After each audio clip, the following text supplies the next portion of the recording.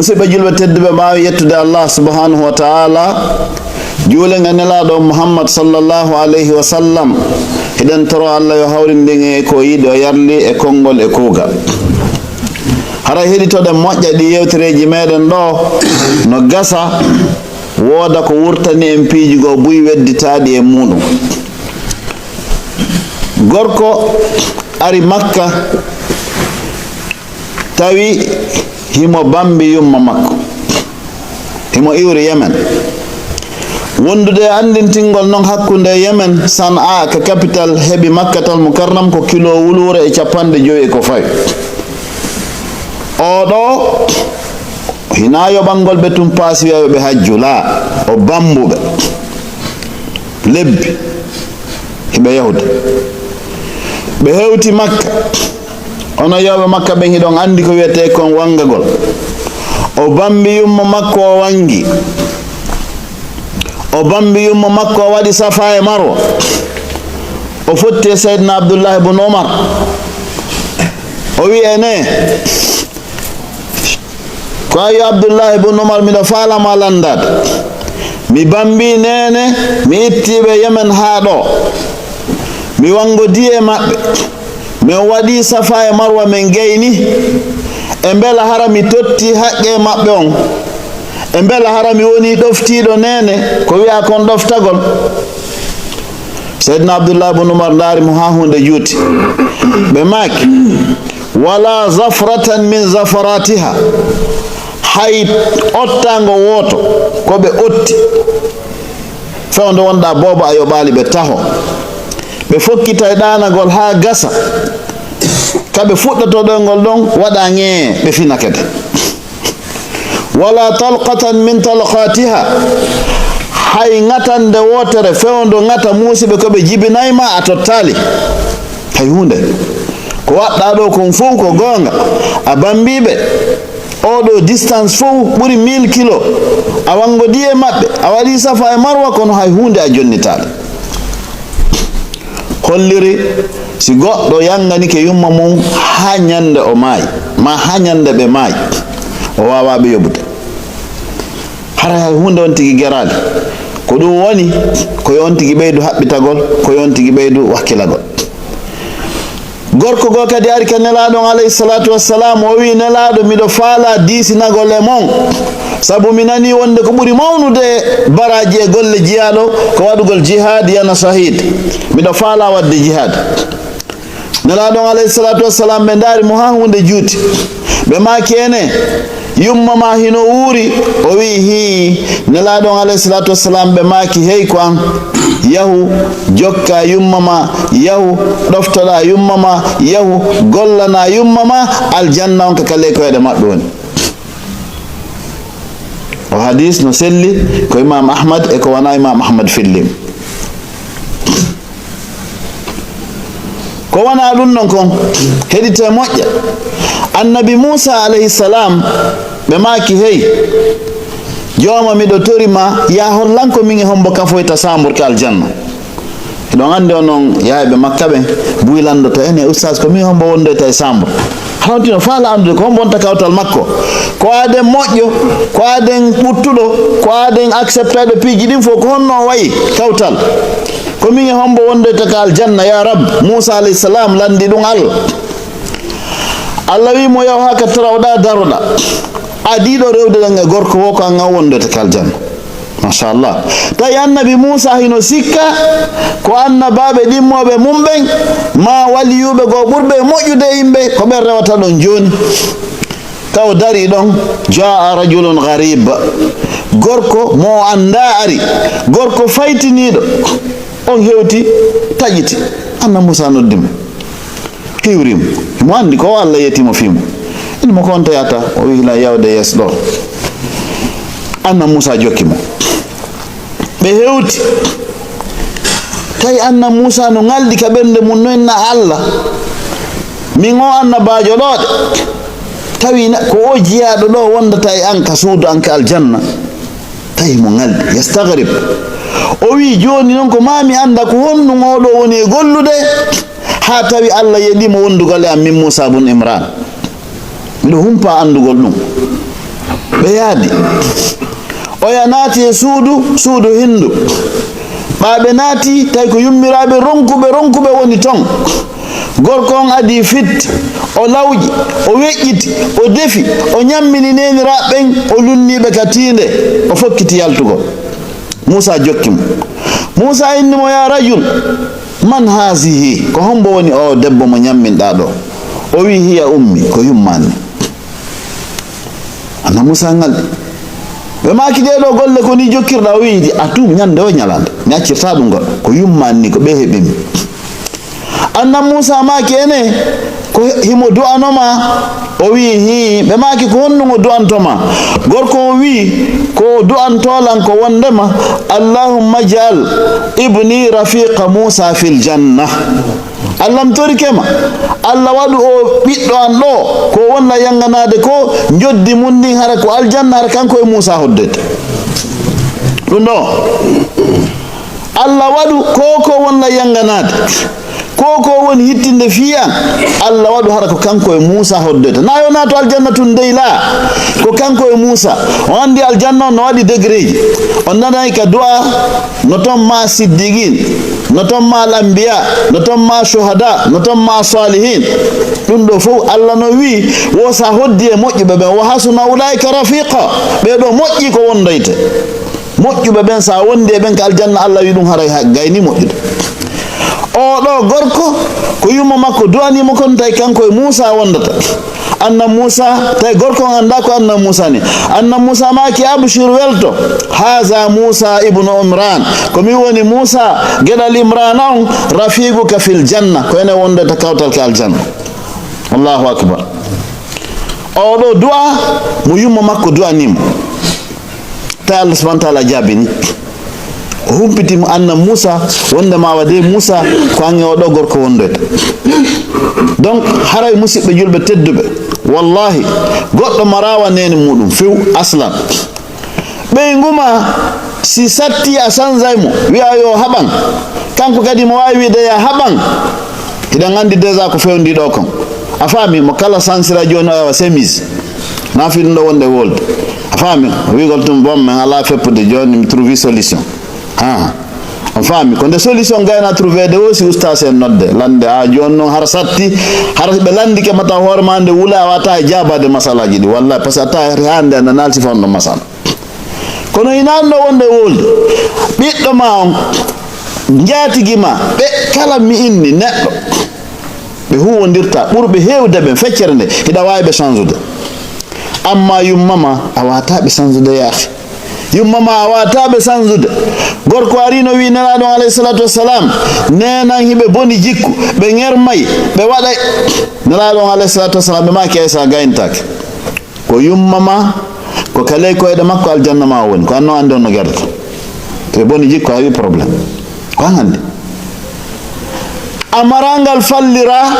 ha wawa yawagol yummama, amarangol lawol. L'islam jonnalɗo ibnu adama aslan. Gorko ari wi nelaɗo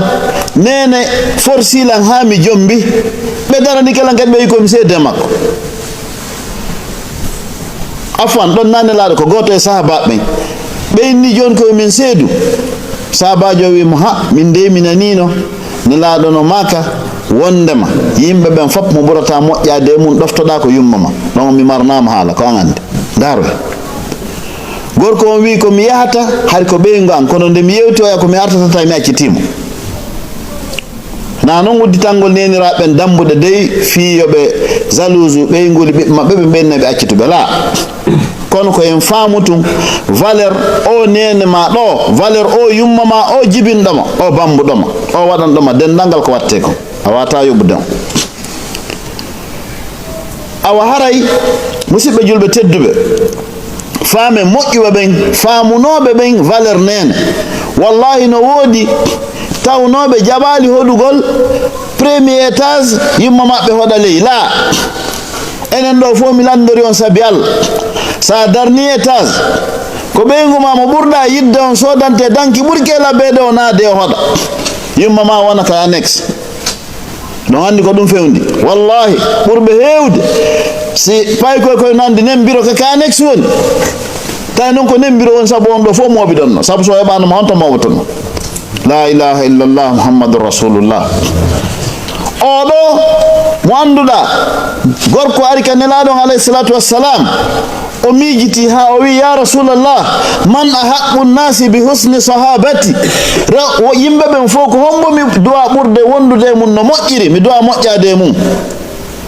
nelaɗo deƴƴi ha ɓe maki ummuka ko yumma ma o wi summa man hooti hombo kadi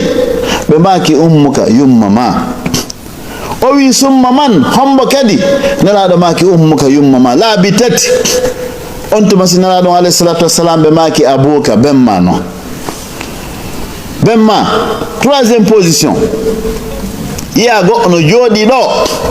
nonna ɓe no ɗuuɗi ɗuma hay numéro am miiɗaɓe jogo ko nde meɓe feero mi noddataɓe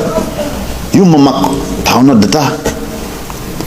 e tawa kamɓe si woni o humpodirali wallahi ɗon andi haɓe miijo ko honɗum waɗi o boban woni balɗe o noddali miijo maɓɓe fof ko fiima an hiɗa jokki gaqiiliwal gal haylo ɓay ampiji no newanima surtout tawa mooɓi ɓe gurdel ngal anni ɓen ton ko segon ko hawjugol sa ɓurɓe ɓen haɗa ko honno ɓe mayirta mi hetto par ce que ko ɗum woni mana réel ko ɗum woni terrain on ko woni wi'ude kon a yalaki ɗum kono fayda buy joni a tawi yumma maɓɓe no wontiri ɓe dongal yumma maɓɓe ko dongal wontiri ɓe la ilaha illallah muhammadu rasulullah ayi hande woɓɓe hiɗa inna ɓe no yumma mago ɓe no hiɓe wonde jaaja fa mo welti mo mari ko dankanomo ɓe ma mi ƴetti goɗɗo ko okkipo e maɓɓe tawi an hiɗa honto yaaha tawi an hiɗa honto ɓeɗo dankagol ɓe koye dande ma farla ko dankagol ɓeɗo tun allah hawtidiri e rewgol mo ka qur'an wa qada rabbuka alla ta'budu illa iyah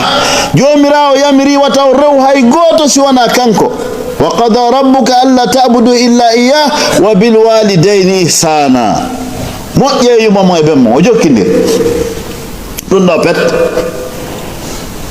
tawa aya goɗɗo no yehi ka yeyete waɗa cadeau addana faɓɓe waɗa cadeau addana ɓeygu mum no ɗaɓɓa tum bela e ɓeɗo ɗum yejjitima makko to barko ɓuuri hawnagol sa hiɗo gandi ɓeniniraɓe meɗen ɗo waɗaɓe barki yimɓe julɓe yimɓe tawhid yimɓe tawayɓe ko gondinɓe allah ɓurɓe hewde ɓen ɓe yettoma si modi maɓɓe maayi tawi ko fuuta ɓe woni ɓe yataka hay konakiri ɓe yiiɗa hay konakiri tomɓe honta wallahi ko tomɓe wonata enen hiɗen diwi konakiri diwi cayi buy wiiri 5000 kilo ari jooɗi ɗo no ñaama piiji fof tawa ɓe landotoma 50 euro ya ahi ŋañoɗa ha wiya bon miɗo darde semaine prochaine nam tawa ko marɗa kon fof hiɗa duwa sendude feccere nde naɓa waalo takko ɓe fiyoɓerde ɓe ɓuuɓane wallahi buy hande piiji mum no marsi ko saabu duwa nene maɓɓe on na barki maɓɓe dey buy hande no kali ɓe ronku andude ko kali ɓe hino jawdi hino ɓiɓɓe hino ɓeygu hino piiji fof kono ɓerde ɓutta hara ɓe ronku famde har ko nen maɓɓe woni ɓe yanganaki watte yila أقول قولي هذا وأستغفر الله العظيم لي ولكم ولسائر المسلمين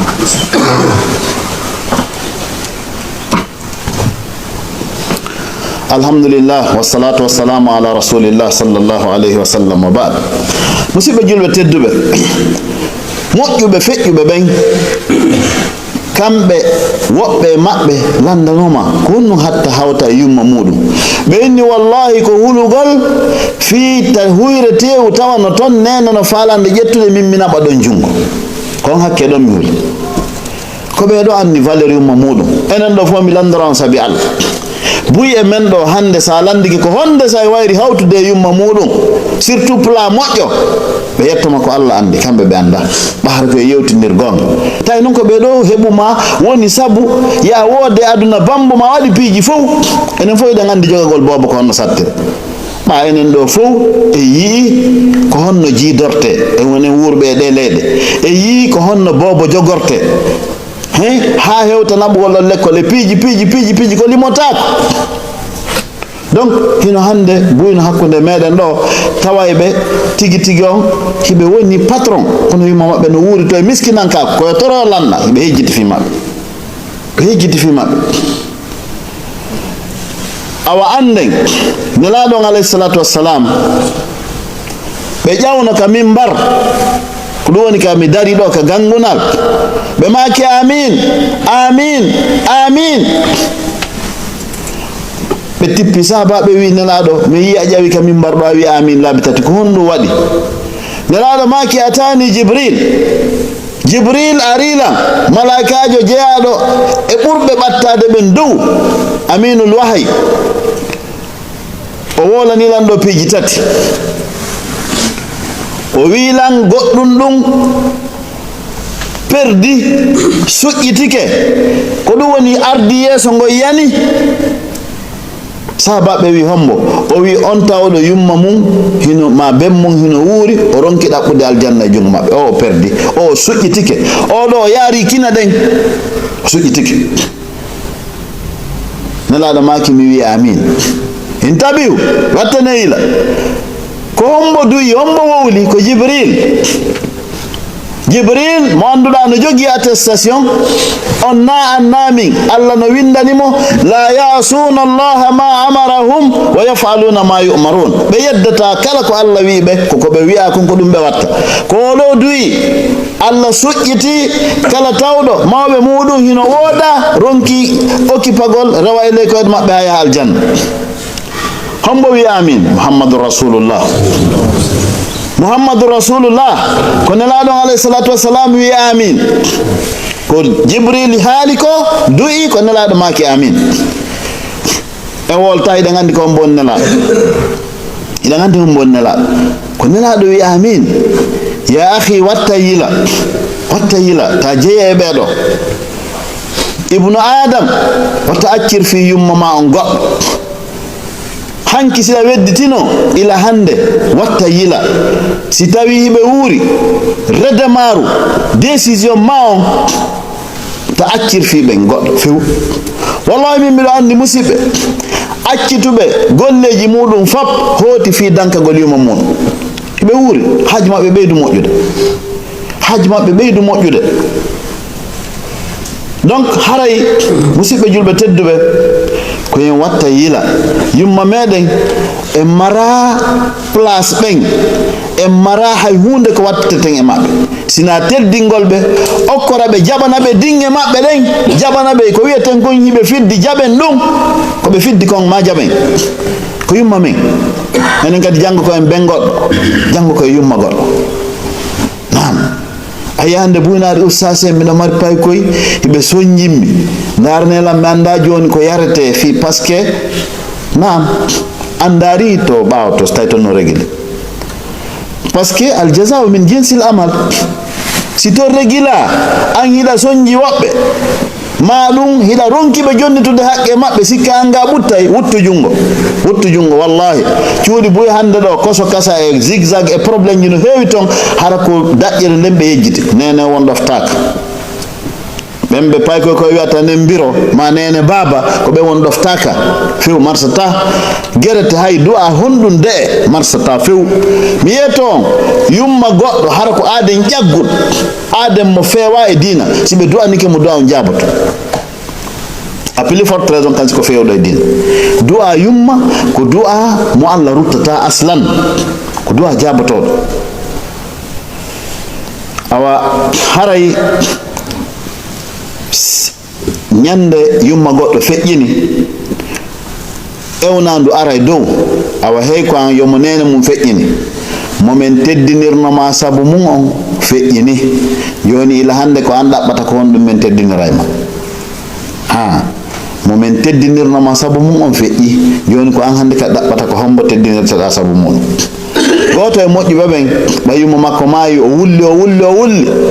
ɓeynimo ko honɗum wullata feƴƴintina nelaɗo no hari wullugol fatunde feƴƴintina o inni ko honɗum hatta mi wulla dambugal an e dambuɗe aljanna sokama hande ko gonga makko dambugal makko e dambuɗe aljanna sokama awa musidɓe julɓe tedduɓe wona bayana juutuɗo ko andintingol tum fii ko anduɗen kono koye watta yila e muɗum haray no gasa buyinna wala min mi wattana har yila e ɗipi jumma feƴƴinino ko honno mi gerdata solution on no wodi yumma ma feƴƴini a wawali ɓe yanganagol no hanniri noon a wawali ɓe waɗande ha ɓe welto gasi no wodi ko watta ha joni solution no wodi jomirawo subhanahu wa ta'ala wi ko ya du'anoɓe du'a on hewtoye du'anoɓe du'a on hewtoye jomirawo wi ay malaika ɓen heyi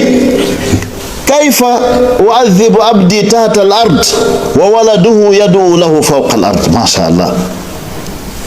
wodayɓe Allah fokkintini lettugol sabu du'a ɓiɓɓe ɓen jooma wiya malaika en o ko lettete noon kono ko honno mi lettirtamo ka leydi ɓiɗɗo makko onno ka dow leydi no du'anadema honno mi lettirtamo ka leydi ɓiɗɗo makko onno ka dow leydi no du'anadema emi fodinole wonde uduni astajib lakum torelam mi jaabinanam en faami wonde du'a ɓiɗɗo on nafay ko ɗum wasiniraɗum alayhi salatu wassalam ɓe maaki si ibnu adama maayi haray golle makko fof kupi no jeeya e ko tawata kupata walla din salihin yadu lahu ɓiɗɗo moƴƴo du'antono awa haray musidɓe julɓe tedduɓe ka darnugol o niraɗum alayhi salatu wassalam fi kala noon taho ɗo e wol ɗum ɗo no wodi buy hakkude men tawa kadi yumma mum maayi ɓe anda on to yumma maɓɓe surra wallahi ɓette faali si yummiraɓe maayi en fottiɗo dondirama ɓe ƴetti avion walɓe hewtoyi Konakiri ma ka yumma maɓɓe maayiri wo kiɓe hiwrodirde yimɓe ɓen hammugol ka berɗe wiya tefa on to ɓe a woni la anda noon sa hewti ka berɗe a hiwrodiri e yumma ma ɓe ittora e wula sabu ari ma on ko fure noon kono ko ruh ɓe ittora e wula sabu ma yaahi nam ɓeeɗo hiɗa duwaɓe du'anagol ɗa duwaɓe juuroyagol nam anda honto ɓe surra kipa sillo fo ɗon gabru o laaɓa no fof ko haali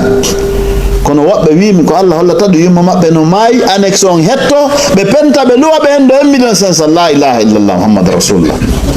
nam ɓe hawji yummira on potto ɗon ɓe hetta ɗon ɓe luyna way yummira no mari soñdia no mari dingue ta fayi lawol ngol few ndaare ɗo nelaɗon alayhi salatu wassalam yumma maɓɓe fayida ɓe won ɓe anda yumma maɓɓe par ce que na ɓen nayi ɓe kono ɓe seenino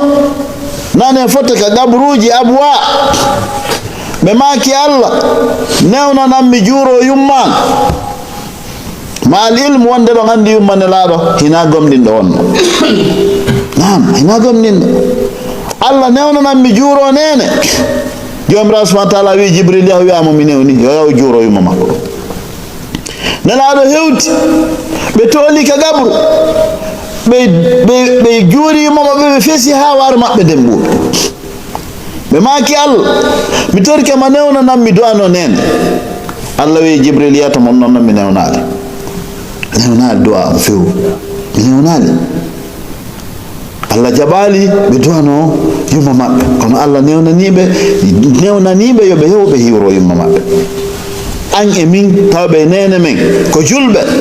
ɓe heɓu en ɓe neyi e kaɗo dina ko fi honɗo wedditanɗen fi yumma meɗen siɓe julɓe tedduɓe wattanen yila enen toro Allah subhanahu wa ta'ala yo Allah yiilu ɓerɗe meɗen ɗe yo Allah hollu en gonga o arsika en jokkugol gonga yo Allah subhanahu wa ta'ala newnan en ɗoftoɗe neniraɓe meɗen ɓen no haniri no ya rabbal alamin tawɓe meɗe yumma mum no wuuri ɓen en torki Allah subhanahu wa ta'ala yo Allah ɓeydu duuɓi ɗin e cellal ngal tawɓe men yumma mum feƴƴinim torki Allah subhanahu wa ta'ala yo Allah hinno ɓe yaafo yo Allah newnan en du'ana golɓe enen tawɓe ɓe yumma mum no wuuri yo Allah newnan e yangana golɓe ha nde ɓe yalta e aduna hare ɓe weltani en ya arhamar rahimin ya rabbal alamin yo Allah subhanahu wa ta'ala okkiren aljanna sabu yumma meɗen allahumma la tufarriqna huna illa bi dhanbin maghfur